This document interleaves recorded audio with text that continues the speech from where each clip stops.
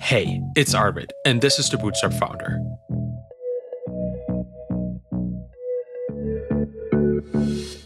Today, I'm talking to Johannes Jäschke, a software founder who found success comparatively early in life and is sharing all the ups and downs with me and you right here. We talk about staying in your niche, finding a buyer for your business, and how to broaden your own horizon. This episode is sponsored by Paddle.com, my personal payment provider of choice. If you run a SaaS and you don't want to deal with all the intricacies of sales tax and having to integrate every single money-related thing yourself, I can really recommend checking out Paddle. And now, here's Johannes. Johannes, welcome to the show. You bootstrapped a business and sold it for a lot of money. That is amazing. You did it in your mid-20s. That's even more amazing. Tell me everything about your bootstrapping journey. Yeah, thanks for having me, first of all. And I started Hypnu, I think, like 4 years ago. Was straight out of college. And I came to the idea basically by accident because I was on a seminar, on an NLP seminar. I don't know if you know about it. It's this kind of fast psychology thing. And in the evening, they invited a hypnotist just for fun, so that we can experience a hypnosis show. And back then, I didn't believe in hypnosis. Oh, I should say that Hypnu, my startup, is actually a hypnosis mobile app. So we help people to fall asleep and reduce anxiety by using self-guided hypnosis sessions from various experts around the world. And that's why I'm talking about the hypnosis stuff right now. And I didn't believe in hypnotism back then, or I had like no clue about it. But I was open to it. I was like, okay, if they offer it, then let's just go on stage and test that out. And then I went up there, and it was a quite amazing experience. It was an awesome feeling. And on my way back from the seminar to the hotel, I was like, okay, very interesting. Let's dig deeper into that because, I was just curious. And then I found out that hypnosis itself has a very bad reputation. I mean, people think of hypnosis like it's magic, or in the US, people think it's kind of related to voodoo and that stuff. And then I was like, interesting. It was presented to me in a very scientific way. I know how it works. I know there are like lots of studies, but the public perception somehow is different. So, okay, then I dropped the topic. And then a couple months later, my girlfriend had sleeping issues. She couldn't fall asleep because of an upcoming exam. And her father, who by accident is a psychotherapist and also a hypnotist, was like, okay, I'm going to record something for you. Maybe you can fall asleep then. And it worked. And then I was like, okay, now we got two topics combined. Let's do something about it. I love how this is just like out of nowhere, right? Like that's like one of these things that just happened, and then you combine your existing skill set, and all of a sudden you got a business. That is really cool. Exactly. It wasn't planned at all. It was just like, I actually wanted to start a seminar business back then, and then like this thing came up, and then I switched like to the new thing because I was just seeing like 30% of all people have problems with falling asleep. So yeah, it's a huge market. And it's a growing market too, right? Like I'm just thinking about like meditation and like guided meditation apps, that kind of stuff. They're becoming quite popular. People are taking care of their mental health, which is a wonderful thing. How was it competing with these gigantic players in the field? Or is hypnosis such a niche within the niche that you didn't have to compete with them? How did that go? Exactly. It was a worry like from day one that we have those big players in the market who we're going to compete with. But then we found out that hypnosis attracts kind of a different person than meditation. So although we are solving the same problem, we're solving it for a different subgroup of people, so to say. And the hypnosis people are more like, do something for me, like fix my brain from the outside. And the meditation persons are more like, I want to learn how to do it by myself. Oh, okay. So it's more like a medical act of healing than this journey of self-discovery. Exactly. That often changes, but in the beginning, it's this fix me, this attitude. Well, hey, if people pay you money to fix them, that usually is a good business. So I like yeah, the idea. It is. And from a user's perspective, it's very attractive to find out because honestly, hypnosis does not work in 100% of cases.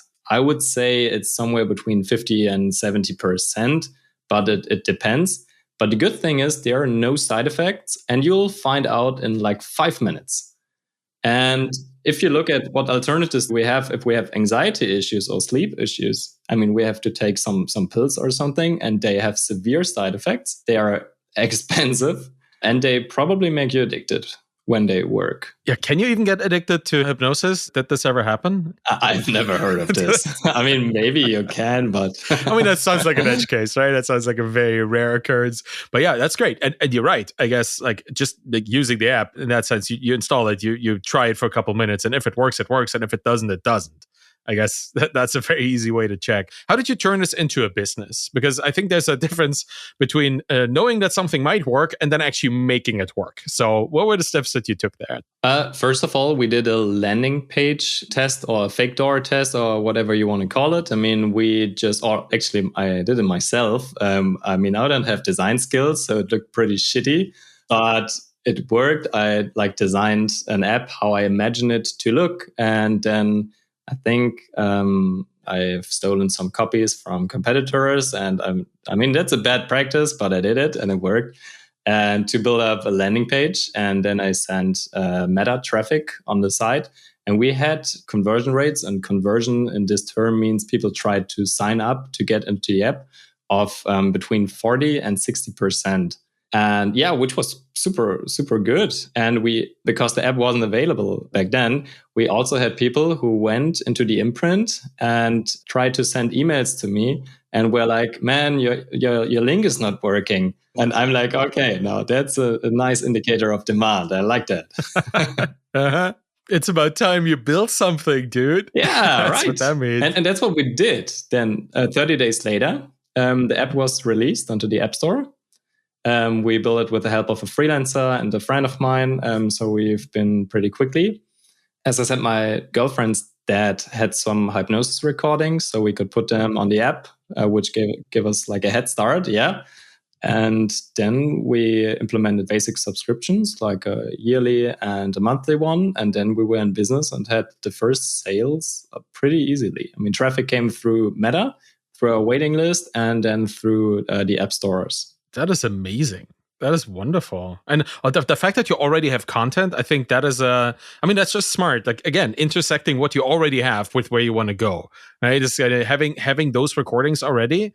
I think that there probably may have been a lot of people who would want to build something like this, but they don't have anybody who could create content that actually works, right? So having access to this, how did you broaden that? Like, how did you find more people, more qualified experts to get these recordings from? In the beginning, I did a huge mistake, which was I tried to do it myself by learning hypnosis and try to record it myself. You know, I had this belief that I had to do everything myself in order to learn it. This was super slow. The hypnosis sessions were not good. I mean, okay, some people told me I have a voice where you can fall asleep to very easily, and in that context, I took it as a compliment. But, Other than that, it was a quite slow approach, and then we switched to reaching out to hypnotists around the world directly via cold outreach emails. And we had a great mission, and that was really helpful because we were like, okay, we know hypnosis has a bad reputation and we want to turn it into a more evidence-based, esoteric-free kind of perception. Do you want to help? And you could help with providing us hypnosis sessions, and you will also get an additional benefit, which is you get X% of the streaming income that you generate on Spotify. And so we really try to make it a win-win-win situation for every party. And that worked phenomenally, so that we actually had to sort out most of the people to really get to the best sessions out there. And then I realized, okay, spending 1 hour on a call versus spending 1 hour on recording a hypnosis session. First one gives me 22, one hypnotist had 50 sessions. That's the way to go. Yeah, that is the only way to scale it too, right? Like to actually get the people who do the job well and pay them for it in whatever way. and I just focus on you actually building the business instead of hypnotizing people, which is, it's pretty funny to think about that is what you tried to do for your business, to become a hypnotist. It's I mean, it could work, right? If that all of a sudden turned out to be the best way to do it. But these people are already out there, and you just need to find them. One question though, like we're both Germans, and I would assume you started in the German market with your girlfriend's father being also German. Like, how did the internationalization of this happen? Did you already try to go broad in the beginning, or did you kind of niche first? No, I wanted to go to North America from the beginning because usually, like at the university where I've studied international management before, it was a thing to just copy US businesses, which is, from a business perspective, it works, but it's not the way I go about like building businesses. I don't like this approach. So when it was clear that I had like my own idea and I didn't copy someone from the US, I wanted to go to the US, to be the guy from the university who, like, you know, does the right way. And so that was clear from the beginning. And that's why we also started outreach with American hypnotists and then with Canadian ones. And that's how we built the business there. And then the traffic also came through the app stores over there. And it worked out pretty quickly. I think a couple of months after launching, we already had like a 50-50 share of US and German revenues. And then US, of course, grew even more. Did you also go into other countries, other locations than like English and German? No, we didn't do that because we didn't saw a need for that. And with Hypnosis, it's also kind of a cultural thing. I don't even know, to be honest, if Asian regions have something like that. And yeah, that's very interesting. I don't know either, but I'm also not an expert. I'm just it's funny because with my business I have a similar approach. I allow English speaking stuff and maybe some German speaking stuff, but I don't have French podcasts or French whatever on my platform because I don't speak those languages. I couldn't do quality control. That was my reason. Right? I want to be able to listen to this, understand it, and have a sense of if it's good or not, and how could I do this in a language I don't speak. So it makes perfect sense. And then obviously cultural differences. Yeah, I wouldn't even have thought of that. That's good. A good point, because I think you're absolutely right. Hypnosis and even meditation, to me personally, always like all this mental health stuff, I always thought was wishy-washy. Right? It was kind of esoteric, was kind of just, if you have to believe in it, how can it be true kind of stuff, right? And I know that there is, quite literally from my own experience over the last couple of years, that there is a benefit to embracing your own mental state and maybe the spirituality beneath it, or maybe just the ability to calm yourself and get into a state that normally would not be accessible to you. And if hypnosis can do this, that is wonderful. If guided meditation can do this, that is wonderful. If just non-guided, just random meditation can do this, all of this is great. But I had to jump over this hoop of esoterics or voodoo or whatever you want to call it. I love that you made it scientific. And what I find most impressive is that you reached out to experts telling them, help us make this more scientific. I think that must be something that every single hypnotist has to struggle with, right? Definitely. And I think it's one of the biggest issue with many things that are actually quite helpful, especially for the mental health topics, because I mean, I love those esoteric people for like using it and embracing it. But I think the way they embrace it is not suitable for the masses, for the public. Because if I have to believe in something so that it works, as you said, then it's just difficult, you know. I think maybe it's a cultural thing for us, like Western people, that if there is not a study, then it's probably not real or something. I don't know, but more an academics thing, probably, right? Like the German engineer stereotype kind of thing as well.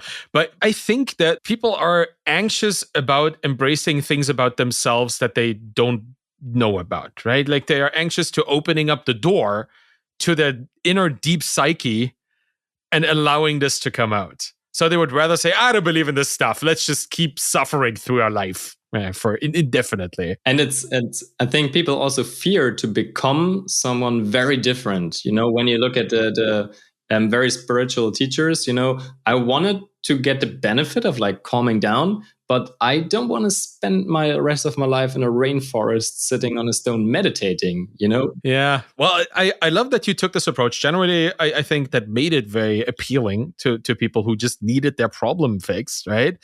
And so when did you start the business? Like, how long did it take you to go from like first idea to exit? I started it right before COVID hit. I don't know the year exactly, but it was for us, it was a very good thing because, of course, at the time of COVID, more people had anxiety problems and so on. And I mean, we could help a lot.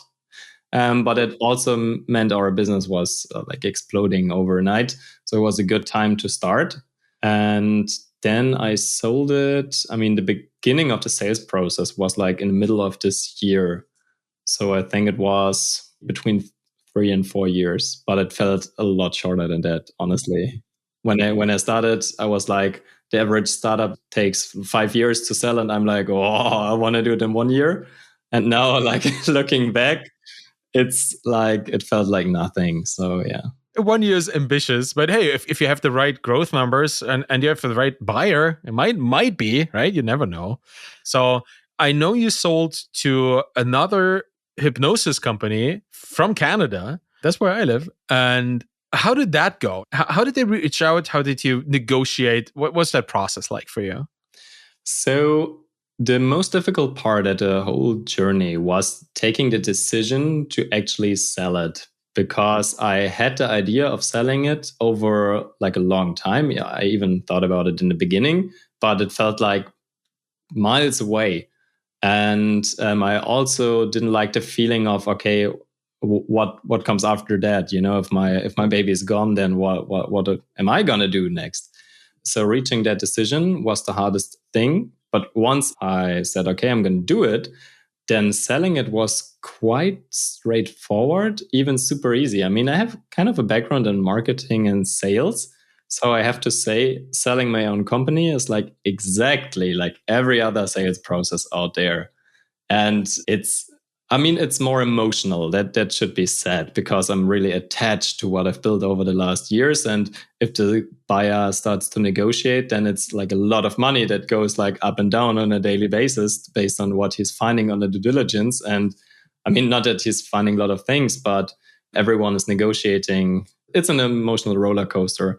But from the process, I think I bought an online course they got acquired, but they had an online course on how to sell it, on how to sell your business. And then I just did exactly what they said in the online course. And I was like, okay, like prepare your numbers, write down a document of the things of value in your company and all of that stuff. And then I've had like a 2-line email, which I've sent to basically everyone who could be interested in selling the business. Oh yeah, before that I made a list on like Apple Notes on my Note phone, like who could be interested. And of course it's all of the competitors, direct or indirect, and then also the people who are on the platform already, like the hypnotists. And that's how I then got in contact with the buyer later on. And I actually worked with him almost from day one. Back then, I've never even imagined that he could be the one who buys it later. So this is a huge learning here. Everyone can be the buyer, because a friend of mine also had an exit, and it was exactly the same story. Could be. I mean, it's probably one of those strongest relationships that you have with people in the industry is with early customers, like particularly early customers, like that have seen you go through all the motions and build this bigger and bigger and bigger thing and still stay in contact with them. Like there's probably no stronger bond that you can possibly have than that. So I've heard this a couple times, that it's like the shadow customer that turns out to be the acquirer in the future. And that's great, because like you weren't just honest with them every step along the way, right? Like they've built this trust-based foundation over many, many years often. Man, that sounds wonderful. And you already talked about the emotional roller coaster, because I think that's something that too often happens to people that know that it's going to happen, yet they're not prepared for it. Did you prepare for losing your baby? Like you're giving away your child? Does it still hurt? Like, how does it feel? I didn't prepare, although I heard a podcast about that. I don't know why I didn't prepare, because in the process, it was like, I couldn't believe it that this is actually happening right now. And when it happened, like when we've signed a deal, that day was actually, I was really sad. I was almost crying that day, like literally almost crying. And that felt very emotional. And I sat down in a cafe, bought like my favorite latte and all of that stuff, and then signed it in the sun because maybe it's going to be an important, day later on. So I wanted to celebrate it, but it was like really deep. And then it was like it was gone, Then somehow my mind separated this, and it's like, okay, now it's gone. What next? And then I actually fell into a hole, not on a bad way, not like that I feel depressed, but more like, okay, what now? What next? And there was a void, which, I needed to fill.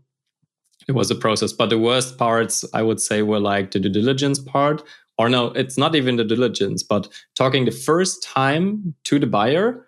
And then he asked all the questions, and I exactly knew where I like fucked up in the last years. And then, the fear of him discovering that was huge. But actually then talking to him wasn't that problem. I mean, I've been pretty transparent, and I think you have to be, because it comes out anyway.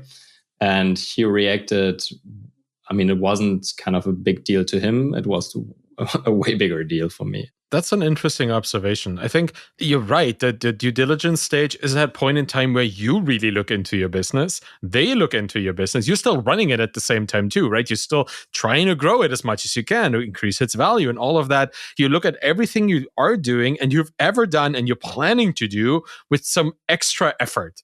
And that highlights the good stuff, obviously, but it also highlights all the stuff that you've tried to forget over the last couple of years. Yeah, right? Exactly. And then it comes up again. Yeah, comes up again because it has to, and you have to deal with it. You have to either explain it or, fix it or just admit it to yourself and then to others. It's a very emotionally upheaving phase in your business. And you're lucky, like in that way, you actually went through with the deal. Imagine now doing due diligence, and then the deal falls through. And then you have to keep running your business and you do it again because you found another potential buyer and it falls through again. Like a lot of people go through this cycle of having your innards ripped out, looked at, and then back together, and then you keep running the business, right? So it's important to understand that the due diligence phase it's quite stressful. Yeah, it's crazy. I mean, not by the workload, but by the psychology that's attached to it. It's not really a lot of work. Let's be honest here. If you've run the business reasonably over the last years, then it shouldn't stress you out. But hey, there's always something, right? Like with this business, there's always a fire burning somewhere. Well, I mean, for you at least, you had a Hypnosis app to use and chill, right? I guess that's great. Did you use your product yourself? Yeah, of course. I really believe in like using what you're building when you're like kind of at least part of the target group. So I did that, and it was always nice to like listen to what I've built and all of that stuff. Yeah, I like that. And it's also a nice promise that you can make to yourself to be able to spot these things along the way in your life, like these things you need, things you might find useful, and then turn them into something bigger. Right, like what you did with this, like as an entrepreneur, I think that's our magic power. It's our superpower, is to see a problem, see a challenge, and then turn it into a business that actually, hopefully, is profitable and can be sold, can be acquired by somebody.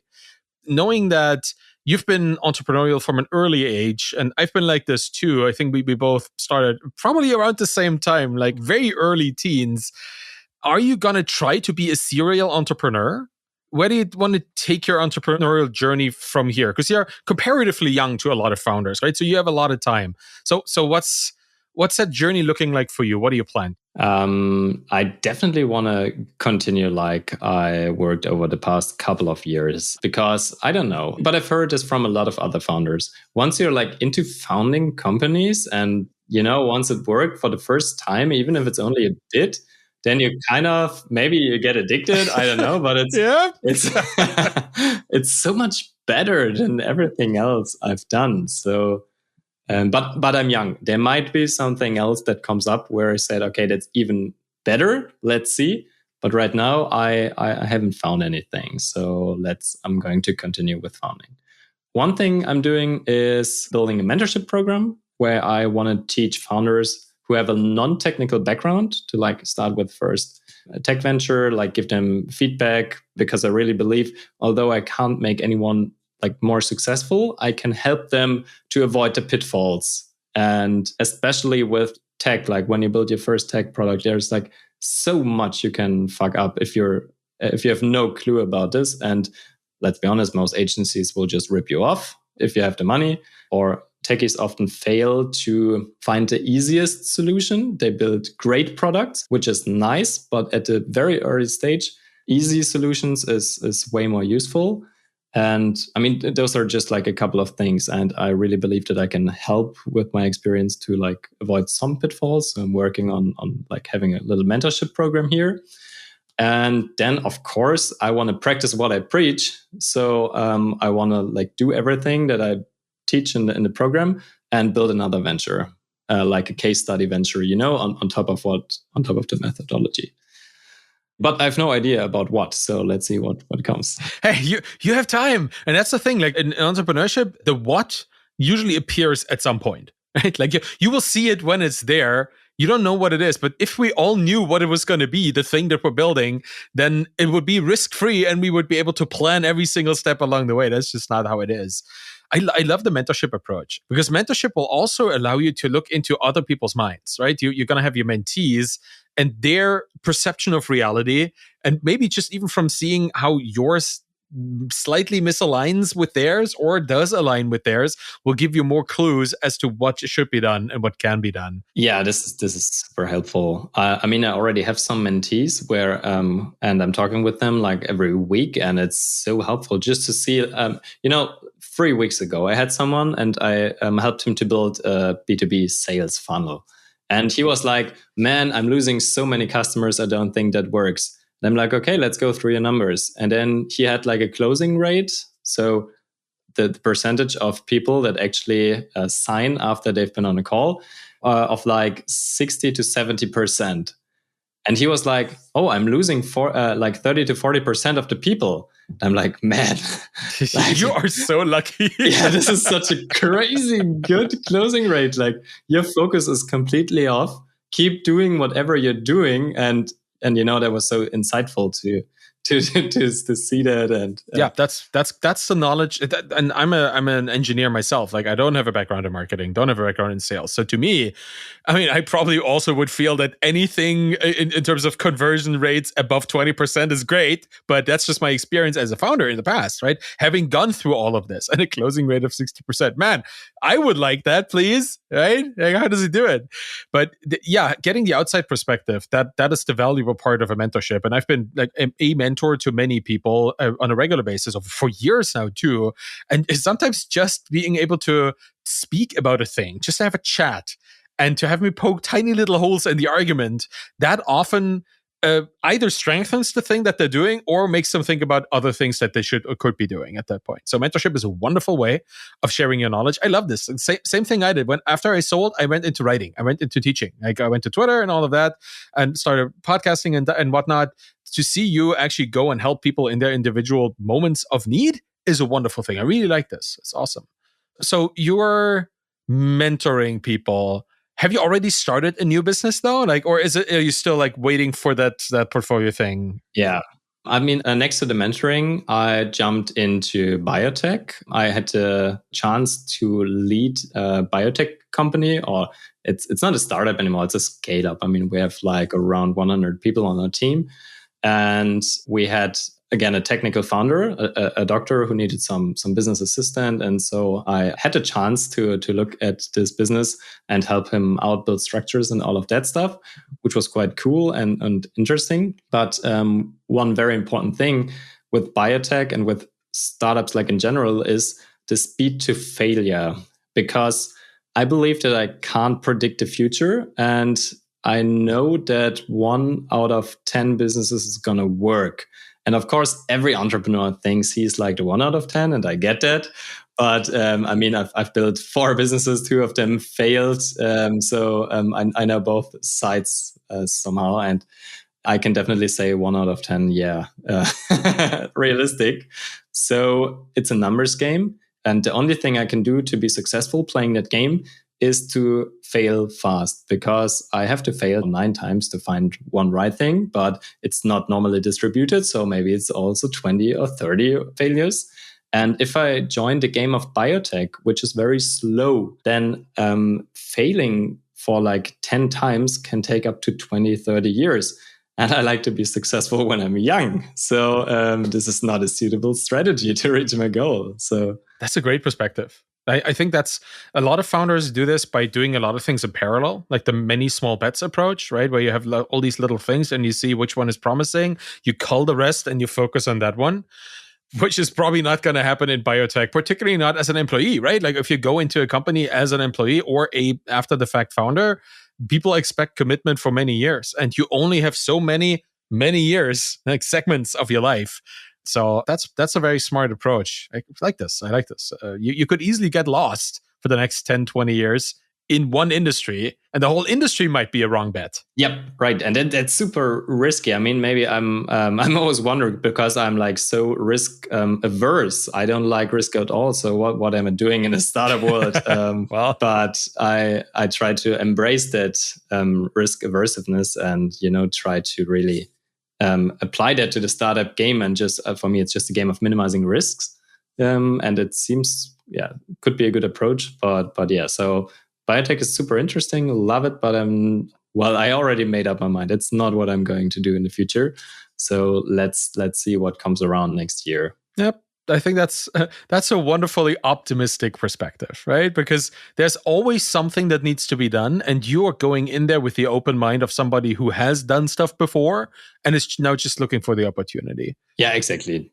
I mean, there are so many problems out there, and as long as there are problems, there are potential solutions, and solutions are businesses. Is there any particular industry outside of biotech or any kind of technology that you're really excited about right now? Well, I'm not technology focused. I'm more like problem focused. And to me, it just has to be like a real problem, because when I look at the German version of Shark Tank, for instance, which is called Höhle der Löwen, like Cave of the Lions, it's so it's annoying, and I really get angry when I see how much bullshit is presented in there. Like it's like ridiculous. I mean, we have so many problems that are worth solving, and that's what I care most about. It's a problem that's actually worth solving. Society gets better. It's not like the next luxurious dog food or something. I mean, it's okay. No offense here, but it's not the right thing for me. And if it's then also software related, scalable, and I can play in my strength of like marketing and sales, then even better. In Germany, you also have to fight the whole rocket internetization of startups, right? It's kind of what you mentioned earlier with the university university days, where everything needs to be a clone of the American thing, and then it grows in the local market. I think it's a great approach if you have the infrastructure for this, and if that is what you do, that's great. But it's by far not the only way to build a business, right? So to not look for something to also do like somebody else, but to actually look at the actual existing challenges in the market, in many markets, and whatever kind of market you might be looking at, that's the right approach. I really like this. And the focus on software, also cool. What do you think of AI as a thing that is kind of impacting everything right now? Is that going to impact your journey as well? What do you think? I mean, I'm a ChatGPT power user, so there we have it. But I think a lot of the stuff is like overhyped. Of course, I mean, it's useful, but I mean, this is just I don't think I can add value to the conversation here, because it's like, of course, it's useful, but I think it's used as a buzzword, especially when you try to get capital way too often. And having AI is not a USP, I would say. It's like not having AI is like the special thing at the moment, but I'm not excited about this as a new technology, because, you can be like a technology founder or a market founder. And I'm really not into the technology side. I just look at problems, opportunities. And if AI is a tool for that, nice. If not, then I don't care. That's really refreshing because I'm more on the technology side of things, which you probably could figure out by my questions that I'm asking you. But it is nice to hear that this may not be as important as I think it is. That's really cool. I might be wrong as well. But yeah, we both might be. Who knows, right? Let's wait and see in 2 years. Then. Yeah. But I like to see the market focused, the priority of the market and the challenge, the problem focus.